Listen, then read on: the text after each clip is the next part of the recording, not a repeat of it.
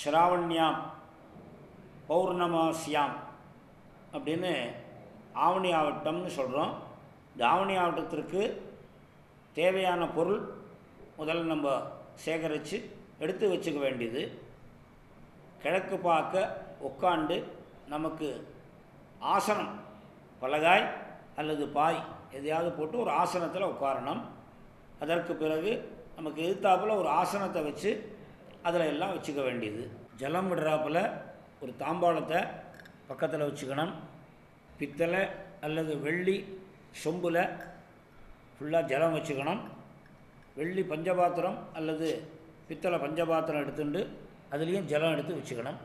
தர்ப்பத்தை எடுத்து 2 நுனிப்புல் இருக்கிற அளவுக்கு 2 தர்ப்பத்தை எடுத்து பவித்திரம் பண்ணிக்கணும். அல்லது பவித்திரம் பண்ணியிருந்தால் இந்த பவித்திரத்தை கையில் எடுத்து வச்சு தாம்பாளத்தில் ரெடியாக பக்கத்தில் வச்சுக்கணும். அட்ட தர்பை கொஞ்சமாக எடுத்து கையில் பக்கத்தில் வச்சுக்கணும். ஒரு கிண்ணத்தில் பச்சை அரிசி கொஞ்சமாக எடுத்து வச்சுக்கணும். மஞ்சள் கலந்து அக்ஷதையாக செஞ்சு வச்சுக்கணும்.